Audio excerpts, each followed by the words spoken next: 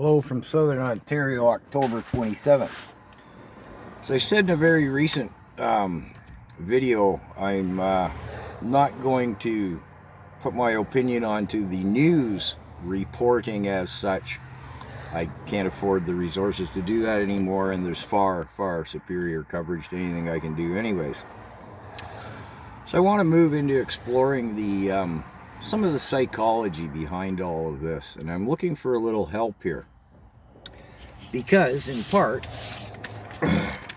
this is kind of an introduction. There'll be a couple of these type of vids, but the academics and the scholars and the psychologists all say that once having been bitten by the mass formation hysteria, I'll kind of come to that in the summation, these people suffer from cognitive dissonance, and that no amount of facts, data, statistics, peer-studied,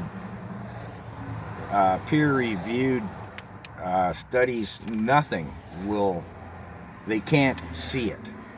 That's kind of the Reader's Digest version of cognitive dissonance. You can just assault these people with stuff, and they go, no. So again, the academics, the psychologists, and the scholars all say they can't see it. I wonder if perhaps they simply don't want to see it. Cowardice. Loathsome cowardice. Now, I have yet to get through to any of them. And in my next video, I'm going to talk about a couple of literal case studies. I always keep a couple of turnips.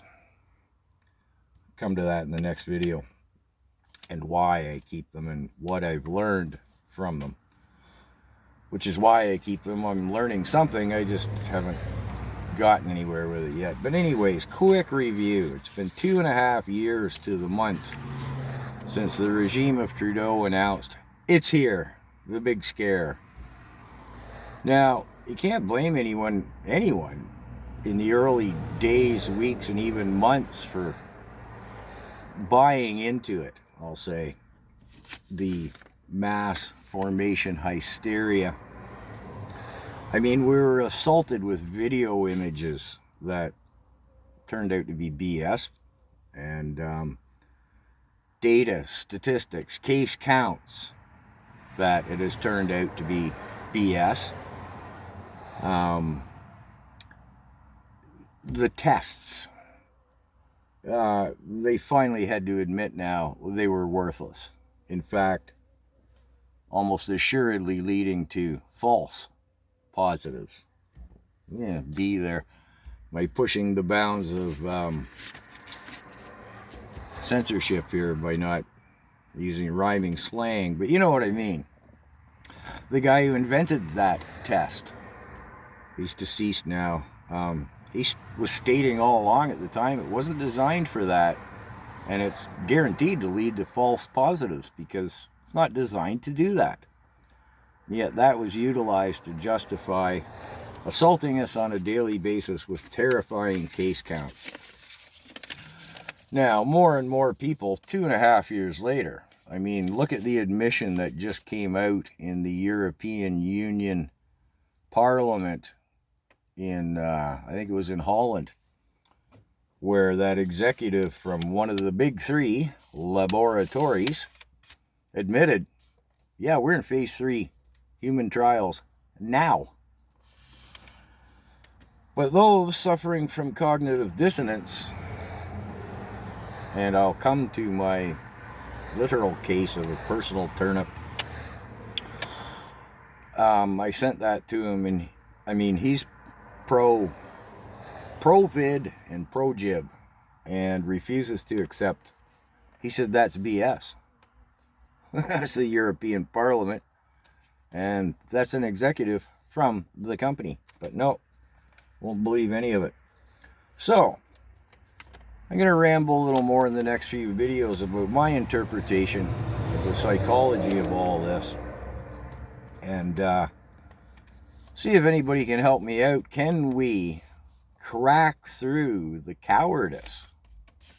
Because I do believe they choose not to see it. It's not that they can't, it's that they choose not to. And I'll summate by saying, here in Canada, those with cognitive dissonance, why listen to the experts? Dr. Tam, our, who is our primary employer again? Who is that? She's an expert. And Dr. Byram Brittle, world-renowned in his field, from just up the road here, the University of Guelph, Ontario, a world-renowned institute. Dr. Tam, take a look at that creature, and then listen to Byram Brittle. Who's the expert?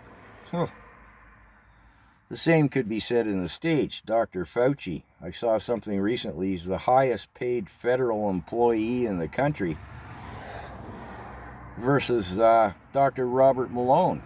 Well, we all know who Robert Malone is, and what it is his name is attached to the patent of. Who's the expert there? And this goes on a global level. I'm just using my country and my neighboring countries' doctors and claimed experts as an example. So anyways, I hope you'll stick with me through it all, and maybe we can come up with something. We'll see.